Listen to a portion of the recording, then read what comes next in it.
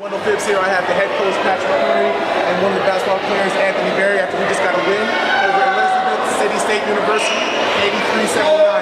Anthony, you hit the game-winning bucket and game-winning free throws. What's going through your head at that point? At that point, well, the three, I was just opportunity. I saw the opportunity to shoot the three, and this bucket, and then instead of the see it, I make these shots, and the opportunity to stop it. The free throws just make it tougher. We were working on free throws all week, so it's been drilling in my head. You know, that was one of our big keys in the game.